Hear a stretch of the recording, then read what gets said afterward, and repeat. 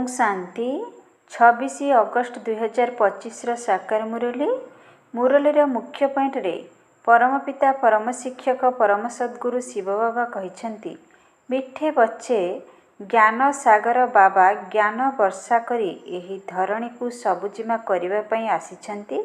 एबे स्वर्गर स्थापना हेउछि सेठाकू जीवा पई दैवी संप्रदायर हेबाकू पड़िबो। ज्ञान सागर बाबा ज्ञान वर्षा करी एही धरणी को सबुजिमा करिबा पई आसिछंती। एबे स्वर्गर स्थापना हेउछि सेठाकू जीवा पई दैवी संप्रदायर हेबाकू पड़िबो। प्रश्न सर्वोत्तम कूलर संतान मानकर मुख्य कर्तव्य कौन? सर्वोत्तम कूलर संतान मानकर मुख्य कर्तव्य कौन? उत्तर सर्वदा श्रेष्ठ आत्मिक सेवा करिबा। एठारे बसिबा बा चालिबा बुलिबा समय रे खास भारत को एवं साधारणतः भावे सारा विश्व को पावन करिबा। श्रीमद आधार रे बाबांकर सहयोगी हेबा। यह ही हेउछि सर्वोत्तम ब्राह्मण मानकर कर्तव्य। गीत जो पिया के साथ है। ओम शांति मधुर आत्मिक संतान मानकु आत्मिक पिता बुझाउछंती जो माने कि आत्मिक पितांक साथी रे अछंती। जेहेतु बाबा हेउछंती ज्ञानर सागर। क्यों बाबा? शिव बाबा। ब्रह्मा को ज्ञानर सागर कुहाजिबो नाही। शिव बाबा जहाँकु परम पिता परमात्मा कुहाजाए। जणे हेले लौकिक शारीरिक पिता अन्य जणे हेले परलौकिक आत्मिक पिता। से हेले लौकिक पिता आउ से हेले आत्मा मानकर पिता। यह बहुत भल रूपे बुझिबार कथा एवं ज्ञानर सागर ही एही ज्ञान शुणाउछंती। जेपरि भगवान हेउछंती जणे सेहीपरि ज्ञान मध्य जणे ही देई परिबे। बाकी जो माने शास्त्र गीता आदि पढ़ुछंती भक्ति करुछंती ताहा कोनोसी ज्ञान नुहे जहा द्वारा कोनोसी ज्ञान वर्षा हुए नाही। सेथिपाई भारत बिल्कुल सुखी जाइछि कांगाल होई जाइछि। जेपरि वर्षा नहेले जमीबाड़ी आदि सबु सुखी जाई थाए ताहा हेउछि भक्ति मार्ग। ताकू ज्ञान मार्ग कुहाजिबो नाही। ज्ञान द्वारा स्वर्गर स्थापना होई थाए। सेठारे धरित्री सर्वदा सबुजिमा रही थाए केबे हेले सुखी जाए नाही। यह हेउछि ज्ञानर पाठ पढ़ा। ईश्वरीय पिता ज्ञान देई दैवी संप्रदाय करुछंती। बाबा बुझाउछंती मो हेउछि तुम समस्त आत्मा मानकर पिता। किंतु मोर एवं मोर कर्तव्य को न जानिबा कारणरु ही मनुष्य माने एते पतित दुखी अनाथ होई जाइछंती। परस्पर मध्यरे लड़ाई करुछंती। घरे बापा नथिले पिला माने परस्पर मध्यरे लड़ाई झगड़ा करंती। तेबे कही थांती तुमर बापा अछंती बा नाहांती। वर्तमान मध्य सारा दुनिया निजर पिता को जानी नाहांती। न जानिबा कारणरु ही एते दुर्गति होई जाइछि। जानिले सद्गति होई थाए। समस्तंकर सद्गति दाता हेउछंती जणे। तांकु पिता कुहाजाए। तांकर नाम ही हेउछि शिव।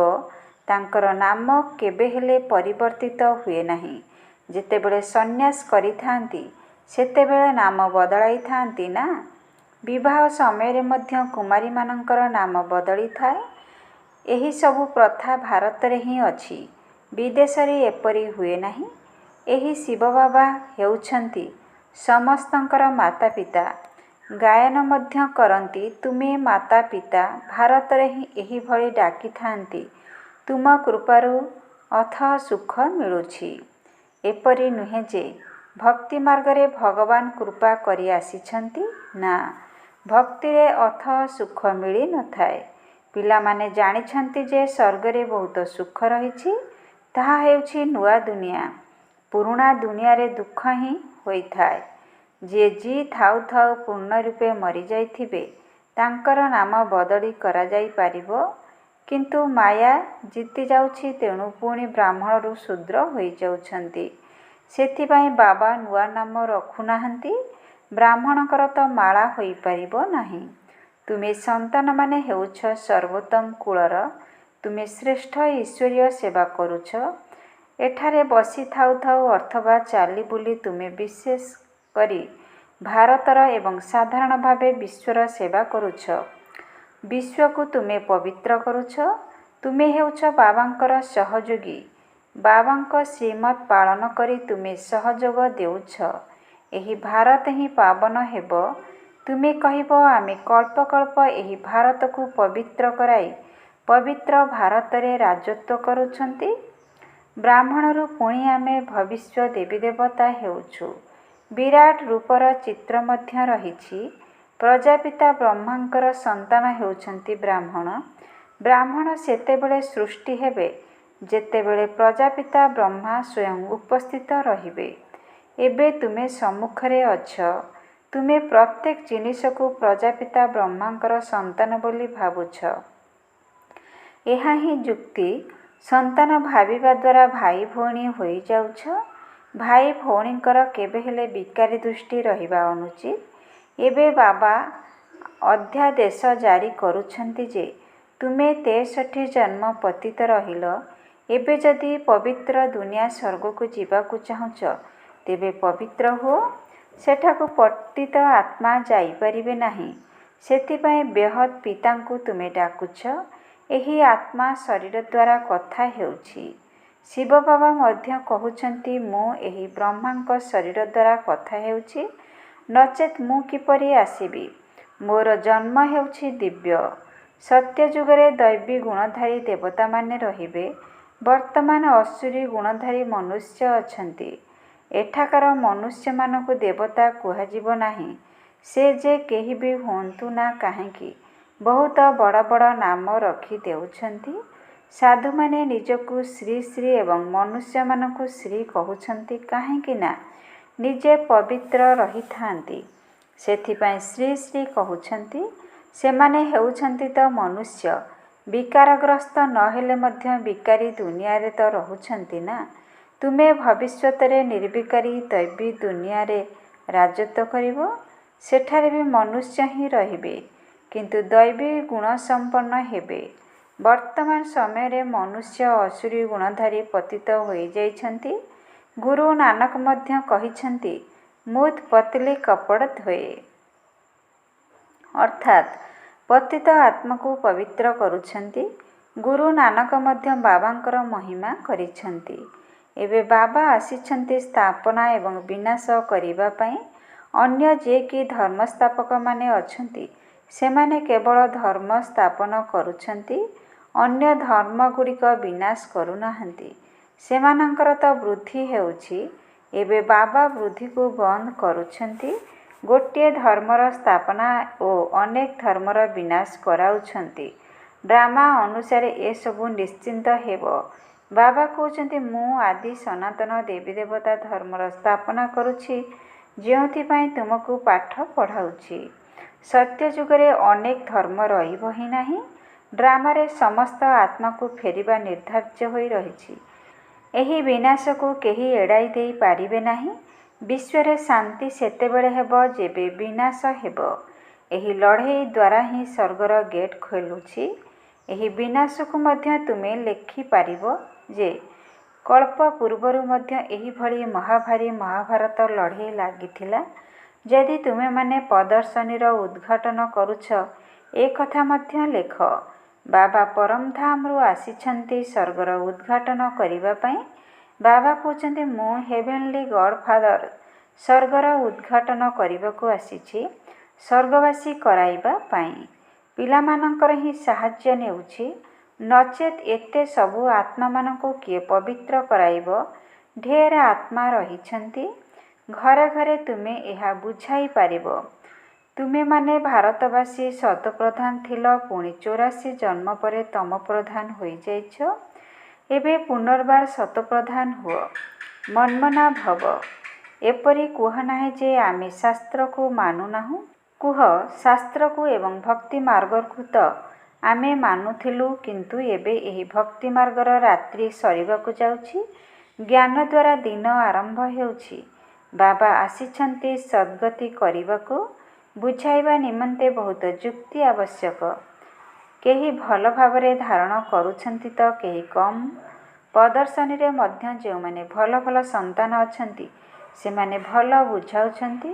ଯେପରି ବାବା ଶିକ୍ଷକ ଅଟନ୍ତି ସେହିପରି ପିଲାମାନଙ୍କୁ ମଧ୍ୟ ଶିକ୍ଷକ ହେବାକୁ ପଡ଼ିବ। ଗାନ ମଧ୍ୟ କରାଯାଏ। ସଦ୍ଗୁରୁ ଉଦ୍ଧାର କରନ୍ତି। ବାବାଙ୍କୁ କୁହାଯାଏ ସତ୍ୟ ଦୁନିଆର ସ୍ଥାପନାକର୍ତ୍ତା। ସତ୍ୟ ବାବା। ରାବଣ ମିଥ୍ୟାଖଣ୍ଡ ସ୍ଥାପନ କରୁଛି। ଏବେ ସଦ୍ଗତିଦାତା ଯେହେତୁ ମିଳିଯାଇଛନ୍ତି, ସେହେତୁ ଆମେ ଭକ୍ତି କିପରି କରିବୁ? ଭକ୍ତିରେ ଶିକ୍ଷା ଦେବା ପାଇଁ ଅନେକ ଗୁରୁ ଅଛନ୍ତି। ସଦ୍ଗୁରୁ ତ ହେଉଛନ୍ତି ଜଣେ। କହନ୍ତି ମଧ୍ୟ ସଦ୍ଗୁରୁ ଅକାଳ, ତଥାପି ମଧ୍ୟ ଅନେକ ଗୁରୁ ହେଉଛନ୍ତି। ସନ୍ନ୍ୟାସୀ, ଉଦାସୀ, ଅନେକ ପ୍ରକାରର ଗୁରୁ ରହିଛନ୍ତି। ଶିଖମାନେ ନିଜେ କହିଥାନ୍ତି ଯେ ସଦ୍ଗୁରୁ ଅକାଳ ଅର୍ଥାତ୍ ଯାହାକୁ କାଳ ଖାଏ ନାହିଁ। ମନୁଷ୍ୟମାନଙ୍କୁ ତ କାଳ ଖାଇଯାଇଥାଏ। ବାବା ବୁଝାଉଛନ୍ତି ମନ୍ମନା ଭବ। ସେମାନଙ୍କର ପୁଣି ରହିଛି ସାହେବକୁ ଜପ କଲେ ସୁଖ ମିଳିବ। ମୁଖ୍ୟ ଏହି ଦୁଇଟି ଅକ୍ଷର ରହିଛି। ବାବା କହୁଛନ୍ତି ମୋତେ ୟାଦ କର ଅର୍ଥାତ୍ ସାହେବକୁ ମନେ ଜପ କର। ସାହେବ ତ ଏକମାତ୍ର ଅଟନ୍ତି। ଗୁରୁ ନାନକ ମଧ୍ୟ ବାବାଙ୍କ ପାଇଁ ଇସାରା କରିଛନ୍ତି ଯେ ତାଙ୍କୁ ଜପ କର। ବାସ୍ତବରେ ତୁମକୁ ଜପିବାର ନାହିଁ, ୟାଦ କରିବାକୁ ହେବ। ଏହା ହେଉଛି ଅଜପା ଜପ। ମୁଖ ଦ୍ୱାରା କିଛି କହିବାର ନାହିଁ। ଶିବ ଶିବ ମଧ୍ୟ ମୁଖରେ କହିବାର ଆବଶ୍ୟକତା ନାହିଁ। ତୁମକୁ ତ ଶାନ୍ତିଧାମକୁ ଯିବାକୁ ହେବ। ଏବେ ବାବାଙ୍କୁ ମନେ ପକାଅ। ଅଜପା ଜପ ମଧ୍ୟ ଗୋଟିଏ ହିଁ ହୋଇଥାଏ, ଯାହାକି ବାବା ଶିଖାଉଛନ୍ତି। ସେମାନେ କେତେ ଘଣ୍ଟା ବଜାଉଛନ୍ତି, ଧ୍ୱନି କରୁଛନ୍ତି, ମହିମା କରୁଛନ୍ତି, କହୁଛନ୍ତି ଅଚ୍ୟୁତମ୍ କେଶବମ୍, କିନ୍ତୁ ଗୋଟିଏ ହେଲେ ଅକ୍ଷରକୁ ବୁଝନ୍ତି ନାହିଁ। ସୁଖଦାତା ହେଉଛନ୍ତି ଏକ ବାବା। ପ୍ରକୃତ ବ୍ୟାସ ମଧ୍ୟ ତାଙ୍କୁ ହିଁ କୁହାଯିବ। ତାଙ୍କ ପାଖରେ ଜ୍ଞାନ ରହିଛି, ତେଣୁ ଦେଉଛନ୍ତି। ସୁଖ ମଧ୍ୟ ସେ ହିଁ ଦେଉଛନ୍ତି। ତୁମେ ପିଲାମାନେ ଜାଣିଛ, ଏବେ ଆମର ଉନ୍ନତି କଳା ହେଉଛି। ସିଢ଼ି ଚିତ୍ରରେ କଳାକୁ ମଧ୍ୟ ଦର୍ଶାଯାଇଛି। ବର୍ତ୍ତମାନ ସମୟରେ କୌଣସି କଳା ନାହିଁ। ମୁଁ ନିର୍ଗୁଣ ହାର ପାଖରେ। ଗୋଟିଏ ନିର୍ଗୁଣ ସଂସ୍ଥା ମଧ୍ୟ ରହିଛି। ଏବେ ବାବା କହୁଛନ୍ତି ବାଳକ ତ ମହାତ୍ମା ସଦୃଶ୍ୟ, ତାଙ୍କ ପାଖରେ କୌଣସି ଅବଗୁଣ ନଥାଏ। ତାଙ୍କର ପୁଣି ନାମ ନିର୍ଗୁଣ ବାଳକ ରଖିଦେଇଛନ୍ତି। ଯଦି ବାଳକ ପାଖରେ ଗୁଣ ନାହିଁ, ତେବେ ବାବାଙ୍କ ପାଖରେ ମଧ୍ୟ ନାହିଁ। ସମସ୍ତଙ୍କ ମଧ୍ୟରେ ଅବଗୁଣ ରହିଛି। ଗୁଣବାନ କେବଳ ଦେବତାମାନେ ହିଁ ହୁଅନ୍ତି। ପ୍ରଥମ ଅବଗୁଣ ହେଲା ବାବାଙ୍କୁ ନ ଜାଣିବା। ଦ୍ୱିତୀୟ ଅବଗୁଣ ହେଉଛି ବିଷୟ ସାଗରରେ ଉବୁଟୁବୁ ହେବା। ବାବା କହୁଛନ୍ତି ଅଧାକଳ୍ପ ତୁମେ ଉବୁଟୁବୁ ହୋଇଛ। ଏବେ ମୁଁ ଜ୍ଞାନ ସାଗର ତୁମକୁ କ୍ଷୀର ସାଗରକୁ ନେଇଯାଉଛି। କ୍ଷୀର ସାଗରକୁ ଯିବା ପାଇଁ ତ ମୁଁ ତୁମକୁ ଶିକ୍ଷା ଦେଉଛି। ମୁଁ ଆସି ବାବାଙ୍କ ପାଖରେ ବସୁଛି। ଯେଉଁଠି ଆତ୍ମା ରହୁଛି, ମୁଁ ସ୍ୱତନ୍ତ୍ର ଅଟେ। କେଉଁଠାକୁ ବି ଯାଇ ଆସିପାରିବି। ତୁମେ ପିତ୍ରକୁ ଖୁଆଇଥାଅ, ତେବେ ଆତ୍ମାକୁ ଖୁଆଉଛ ନା। ଶରୀର ତ ଭସ୍ମ ହୋଇଯାଇଥାଏ, ତାଙ୍କୁ ଦେଖି ବି ପାରିବ ନାହିଁ। ଭାବୁଛ ଅମୁକ ଆତ୍ମାର ଶ୍ରାଦ୍ଧ। ଆତ୍ମାକୁ ଡକାଯାଏ। ଏହା ମଧ୍ୟ ଡ୍ରାମାରେ ପାର୍ଟ ରହିଛି। କେବେ ଆସିଥାଏ, କେବେ ଆସି ମଧ୍ୟ ନଥାଏ। କେହି ବତାଇଥାନ୍ତି, କେହି ବତାଇ ବି ନଥାନ୍ତି। ଏଠାରେ ମଧ୍ୟ ଆତ୍ମାକୁ ଡକାଯାଏ, ଆସି କହିଥାଏ। କିନ୍ତୁ ଏପରି କହନ୍ତି ନାହିଁ ଯେ ଅମୁକ ଜାଗାରେ ଜନ୍ମ ନେଇଛି। କେବଳ ଏତିକି କହିବେ ଯେ ମୁଁ ବହୁତ ସୁଖୀ ଅଛି, ଭଲ ଘରେ ଜନ୍ମ ନେଇଛି। ଭଲ ଜ୍ଞାନୀ ସନ୍ତାନମାନେ ଭଲ ଘରେ ଜନ୍ମ ନେବେ। କମ୍ ଜ୍ଞାନୀ ଆତ୍ମା କମ୍ ପଦ ପାଇବେ। ବାକି ସୁଖ ତ ଉଭୟଙ୍କୁ ରହିବ। ରାଜା ହେବା ଭଲ ନା ଦାସୀ ହେବା ଭଲ? ଯଦି ରାଜା ହେବା ପାଇଁ ଚାହୁଁଛ, ତେବେ ଏହି ପାଠପଢ଼ାରେ ଲାଗିଯାଅ। ଦୁନିଆ ତ ବହୁତ ଖରାପ। ଦୁନିଆର ସଙ୍ଗକୁ କୁସଙ୍ଗ କୁହାଯିବ। ଏକ ସତ୍ର ସଙ୍ଗ ହିଁ ପାର କରିଥାଏ, ବାକି ସବୁ ବୁଡ଼ାଇଥାଏ। ବାବା ତ ସମସ୍ତଙ୍କର ଜନ୍ମ ପତ୍ରୀକୁ ଜାଣିଛନ୍ତି ନା। ଏହା ପାପର ଦୁନିଆ, ସେଥିପାଇଁ ତ ଡାକୁଛନ୍ତି। ଆଉ କେଉଁଠାକୁ ନେଇ ଚାଲ। ଏବେ ବାବା କହୁଛନ୍ତି ମଧୁର ସନ୍ତାନମାନେ ମୋର ହୋଇ ପୁଣି ମୋର ମତକୁ ପାଳନ କର। ଏହା ବହୁତ ବିକାରୀ ଦୁନିଆ ଅଟେ। କେତେ ଦୁର୍ଦ୍ଦିନ ରହିଛି। ଲକ୍ଷ ଲକ୍ଷ କୋଟି କୋଟି ଟଙ୍କାର ଠକାମି ହେଉଛି। ଏବେ ବାବା ଆସିଛନ୍ତି ପିଲାମାନଙ୍କୁ ସ୍ୱର୍ଗର ମାଲିକ କରାଇବା ପାଇଁ। ତେଣୁ ଅସରନ୍ତି ଖୁସିରେ ରହିବା ଦରକାର ନା। ବାସ୍ତବରେ ଏହା ହେଉଛି ସତ୍ୟ ଗୀତା। ପୁଣି ଏହି ଜ୍ଞାନ ପ୍ରାୟ ଲୋପ ହୋଇଯିବ। ଏବେ ତୁମ ପାଖରେ ଏହି ଜ୍ଞାନ ଅଛି, କିନ୍ତୁ ପରଜନ୍ମରେ ଏହି ଜ୍ଞାନ ରହିବ ନାହିଁ। ତାପରେ ପ୍ରାରବ୍ଧ ମିଳିବ। ତୁମକୁ ପୁରୁଷୋତ୍ତମ କରିବା ପାଇଁ ବାବା ପଢ଼ାଉଛନ୍ତି। ଏବେ ତୁମେ ବାବାଙ୍କୁ ଜାଣିଲ। ଏବେ ତୁମେ ବାସ୍ତବ ଅମରନାଥକୁ ଯାତ୍ରା କରୁଛ। କୁହ, ଯାହାଙ୍କୁ ତୁମେ ସୂକ୍ଷ୍ମ ବଦନରେ ଦେଖାଉଛ ସେ ପୁଣି ସ୍ଥୂଳ ବଦନରେ କୁଆଡ଼ୁ ଆସିଲେ? ପାହାଡ଼ ଆଦି ତ ଏହିଠାରେ ଅଛି ନା, ସେଠାରେ ପତିତ କିପରି ରହିପାରିବେ? ଯେଉଁଥିପାଇଁ ପାର୍ବତୀକୁ ଜ୍ଞାନ ଦେଉଛନ୍ତି, ବରଫର ଲିଙ୍ଗ ହାତରେ ତିଆରି କରିଥାନ୍ତି, ତାହା ତ କେଉଁଠି ବି ତିଆରି କରିପାରିବ? ମନୁଷ୍ୟ କେତେ ଧକ୍କା ଖାଉଛନ୍ତି। ବୁଝୁନାହାନ୍ତି ଯେ ଶଙ୍କରଙ୍କ ପାଖରେ ପାର୍ବତୀ କେଉଁଠାରୁ ଆସିଲେ ଯେ ତାଙ୍କୁ ପାବନ କରାଇବେ? ଶଙ୍କର ତ କୌଣସି ପରମାତ୍ମା ନୁହନ୍ତି, ସେ ମଧ୍ୟ ହେଉଛନ୍ତି ଦେବତା। ମନୁଷ୍ୟମାନଙ୍କୁ କେତେ ବୁଝାଯାଉଛି ତଥାପି ବି ବୁଝୁନାହାନ୍ତି, ପାରସବୁଦ୍ଧି ହୋଇପାରୁନାହାନ୍ତି। ପ୍ରଦର୍ଶନକୁ କେତେ ଆସୁଛନ୍ତି, କହୁଛନ୍ତି ଜ୍ଞାନ ତ ବହୁତ ଭଲ, ସମସ୍ତେ ନେବା ଉଚିତ। ଆରେ ତୁମେ ତ ଜ୍ଞାନ ବୁଝ, କହିବେ ଆମକୁ ଫୁରୁସତ ନାହିଁ। ପ୍ରଦର୍ଶନୀରେ ଏ କଥା ମଧ୍ୟ ଲେଖିବା ଉଚିତ ଯେ ଏହି ଲଢ଼େଇ ପୂର୍ବରୁ ବାବା ସ୍ୱର୍ଗର ଉଦ୍ଘାଟନ କରୁଛନ୍ତି, ବିନାଶ ପରେ ସ୍ୱର୍ଗର ଦ୍ୱାର ଖୋଲିଯିବ। ବାବା କହିଥିଲେ, ପ୍ରତ୍ୟେକ ଚିତ୍ରରେ ଲେଖ ପରଲୌକିକ ପରମପିତା ପରମାତ୍ମା ତ୍ରିମୂର୍ତ୍ତି ଶିବ ଭଗବାନୁବାଚ। ତ୍ରିମୂର୍ତ୍ତି ନ ଲେଖିବା ଦ୍ୱାରା କହିବେ ଶିବ ତ ହେଉଛନ୍ତି ନିରାକାର, ସେ ପୁଣି କିପରି ଜ୍ଞାନ ଦେବେ? ବୁଝାଯାଉଛି ଇଏ ବ୍ରହ୍ମା ପ୍ରଥମେ ପବିତ୍ର ଥିଲେ, ଶ୍ରୀକୃଷ୍ଣ ଥିଲେ, ପୁଣି ଏବେ ଶ୍ୟାମଳ ଅର୍ଥାତ୍ ପତିତ ମନୁଷ୍ୟ ହୋଇଛନ୍ତି। ଏବେ ଶିବ ବାବା ତୁମକୁ ମନୁଷ୍ୟରୁ ଦେବତା କରୁଛି। ପୁଣି ଇତିହାସର ପୁନରାବୃତ୍ତି ହେଉଛି, ଗାୟନ ମଧ୍ୟ ଅଛି ଯେ ମନୁଷ୍ୟରୁ ଦେବତା କିଏ? ପୁଣି ସିଢ଼ି ଓହ୍ଲାଇ ମନୁଷ୍ୟ ହେଉଛନ୍ତି, ପୁଣି ବାବା ଆସି ଦେବତା କରୁଛନ୍ତି। ବାବା କହୁଛନ୍ତି ମୋତେ ଆସିବାକୁ ପଡ଼ୁଛି, କଳ୍ପ କଳ୍ପ କଳ୍ପର ସଙ୍ଗମ ଯୁଗରେ ଆସୁଛି। ଯୁଗେ ଯୁଗେ କହିବା ଭୁଲ। ମୁଁ ସଙ୍ଗମ ଯୁଗରେ ଆସି ତୁମକୁ ପୁଣ୍ୟ ଆତ୍ମା କରୁଛି, ପୁଣି ରାବଣ ତୁମକୁ ପାପ ଆତ୍ମା କରୁଛି। ବାବା ହିଁ ପୁରୁଣା ଦୁନିଆକୁ ନୂଆ ଦୁନିଆ କରୁଛନ୍ତି। ଏସବୁ ବୁଝିବାର କଥା। ଆଚ୍ଛା, ମିଠା ମିଠା ଶିକ୍ଷିତ ସନ୍ତାନମାନଙ୍କ ପ୍ରତି ମାତା ପିତା ବାପଦାଦାଙ୍କର ମଧୁର ସ୍ନେହ ସମ୍ପନ୍ନ ଶୁଭେଚ୍ଛା ଏବଂ ସୁପ୍ରଭାତ। ଆତ୍ମିକ ପିତାଙ୍କର ଆତ୍ମିକ ସନ୍ତାନମାନଙ୍କୁ ନମସ୍ତେ, ଆତ୍ମିକ ସନ୍ତାନମାନଙ୍କର ଆତ୍ମିକ ପିତାଙ୍କୁ ନମସ୍ତେ ନମସ୍ତେ ନମସ୍ତେ। ଓಂ ଶାନ୍ତି। ମେରା ବାବା, ପ୍ୟାରା ବାବା, ମିଠା ବାବା, ଶୁକ୍ରିୟା ବାବା। ଓಂ ଶାନ୍ତି। ଧାରଣା ପାଇଁ ମୁଖ୍ୟ ସାର। 1ରେ ବାବାଙ୍କ ଭଳି ଟିଚର ହେବାକୁ ପଡ଼ିବ। ବଡ଼ ଯୁକ୍ତିର ସହିତ ସମସ୍ତଙ୍କୁ ଏହି ମିଥ୍ୟା ଦୁନିଆରୁ ମୁକ୍ତ କରି ସତ୍ୟ ଦୁନିଆକୁ ଯିବା ପାଇଁ ଯୋଗ୍ୟ କରିବାକୁ ହେବ। ବାବାଙ୍କ ଭଳି ଟିଚର ହେବାକୁ ପଡ଼ିବ। ବଡ଼ ଯୁକ୍ତିର ସହିତ ସମସ୍ତଙ୍କୁ ଏହି ମିଥ୍ୟା ଦୁନିଆରୁ ମୁକ୍ତ କରି ସତ୍ୟ ଦୁନିଆକୁ ଯିବା ପାଇଁ ଯୋଗ୍ୟ କରିବାକୁ ହେବ। 2ରେ ଦୁନିଆର ସଙ୍ଗ କୁସଙ୍ଗ ଅଟେ, ସେଥିପାଇଁ କୁସଙ୍ଗଠାରୁ ଦୂରେଇ ରହି ଏକମାତ୍ର ସତର ସଙ୍ଗ କରିବାକୁ ହେବ। ଉଚ୍ଚ ପଦ ପାଇବା ପାଇଁ ପାଠପଢ଼ାରେ ଲାଗିଯିବାକୁ ହେବ। ଏକମାତ୍ର ବାବାଙ୍କ ମତରେ ହିଁ ଚାଲିବାକୁ ହେବ। ଦୁନିଆର ସଙ୍ଗ କୁସଙ୍ଗ ଅଟେ, ସେଥିପାଇଁ କୁସଙ୍ଗଠାରୁ ଦୂରେଇ ରହି ଏକମାତ୍ର ସତର ସଙ୍ଗ କରିବାକୁ ହେବ। ଉଚ୍ଚ ପଦ ପାଇବା ପାଇଁ ପାଠପଢ଼ାରେ ଲାଗିଯିବାକୁ ହେବ। ଏକମାତ୍ର ବାବାଙ୍କ ମତରେ ହିଁ ଚାଲିବାକୁ ହେବ। ବରଦାନ।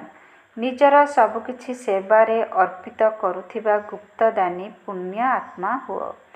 ନିଜର ସବୁକିଛି ସେବାରେ ଅର୍ପିତ କରୁଥିବା ଗୁପ୍ତଦାନୀ ପୁଣ୍ୟ ଆତ୍ମା ହୁଅ। ଯାହା ବି ସେବା କରୁଛ ତାକୁ ବିଶ୍ୱ କଲ୍ୟାଣ ଅର୍ଥେ ଅର୍ପଣ କରିଚାଲ। ଯେପରି ଭକ୍ତି ମାର୍ଗରେ ଯେଉଁମାନେ ଗୁପ୍ତଦାନୀ ପୁଣ୍ୟାତ୍ମା ଭକ୍ତ ଆତ୍ମା ଥାନ୍ତି, ସେହିମାନେ ଏହି ସଂକଳ୍ପ କରିଥାନ୍ତି ଯେ ଏଥିରେ ସମସ୍ତଙ୍କର କଲ୍ୟାଣ ହେଉ, ସେହିପରି ତୁମମାନଙ୍କର ପ୍ରତ୍ୟେକ ସଂକଳ୍ପ ସେବାରେ ଅର୍ପିତ ହେଉ। କେବେ ନିଜର ପଣିଆର କାମନା ରଖ ନାହିଁ, ସମସ୍ତଙ୍କ ଉଦ୍ଦେଶ୍ୟରେ ସେବା କର। ଯେଉଁ ସେବା ବିଘ୍ନ ରୂପ ହୁଏ ତାକୁ ପ୍ରକୃତ ସେବା କୁହାଯିବ ନାହିଁ। ସେଥିପାଇଁ ନିଜର ପଣିଆକୁ ଛାଡ଼ି ଗୁପ୍ତ ଏବଂ ସଚ୍ଚା ସେବାଧାରୀ ହୋଇ ସେବା ଦ୍ୱାରା ବିଶ୍ୱର କଲ୍ୟାଣ କରିଚାଲ। ସ୍ଲୋଗାନ। ଯଦି ପ୍ରତ୍ୟେକ କଥାକୁ ପ୍ରଭୁ ଅର୍ପଣ କରିଦେବ ତେବେ ଆସିବାକୁ ଥିବା ଜଟିଳ ପରିସ୍ଥିତି ସହଜ ଅନୁଭବ ହେବ। ଯଦି ପ୍ରତ୍ୟେକ କଥାକୁ ପ୍ରଭୁ ଅର୍ପଣ କରିଦେବ ତେବେ ଆସିବାକୁ ଥିବା ଜଟିଳ ପରିସ୍ଥିତି ସହଜ ଅନୁଭବ ହେବ। ଓಂ ଶାନ୍ତି। ଆଜିର ଅବ୍ୟକ୍ତ ଇସାରାରେ ବାବା କହିଛନ୍ତି, ଯଦି ସହଜ ଯୋଗୀ ହେବାକୁ ଚାହୁଁଛ ତେବେ ପରମାତ୍ମା ସ୍ନେହର ଅନୁଭବୀ ହୁଅ। ଯଦି ସହଜ ଯୋଗୀ ହେବାକୁ ଚାହୁଁଛ ତେବେ ପରମାତ୍ମା ସ୍ନେହର ଅନୁଭବୀ ହୁଅ। ଆଦିକାଳ ଅମୃତ ବେଳାରେ ନିଜର ଦିଲ ଭିତରେ ପରମାତ୍ମା ସ୍ନେହକୁ ସମ୍ପୂର୍ଣ୍ଣ ରୂପରେ ଧାରଣ କରିନିଅ। ଯଦି ଦିଲ୍ ଭିତରେ ପରମାତ୍ମା ସ୍ନେହ, ପରମାତ୍ମା ଶକ୍ତି, ପରମାତ୍ମା ଜ୍ଞାନ ଭରପୁର ରହିଥିବ, ତେବେ କେବେ ବି ଅନ୍ୟ କୌଣସି ଆଡ଼େ ଆକର୍ଷଣ ବା ସ୍ନେହ ଯାଇପାରିବ ନାହିଁ। ବାବାଙ୍କ ସହିତ ଯଦି ସଚ୍ଚା ସ୍ନେହ ଥିବ, ତେବେ ସ୍ନେହର ଚିହ୍ନ ହେଲା ସମାନ ହେବା ଏବଂ କର୍ମାତୀତ ହେବା। ନିର୍ଦ୍ଦେଶ କର୍ତ୍ତା ହୋଇ କର୍ମ କର ଏବଂ କର୍ମେନ୍ଦ୍ରିୟମାନଙ୍କ ଦ୍ୱାରା କରାଅ। କେବେ ବି ମନ, ବୁଦ୍ଧି ବା ସଂସ୍କାରର ବଶୀଭୂତ ହୋଇ କୌଣସି କର୍ମ କର ନାହିଁ। ଓଁ ଶାନ୍ତି, ଓଁ ଶାନ୍ତି, ଓଁ ଶାନ୍ତି।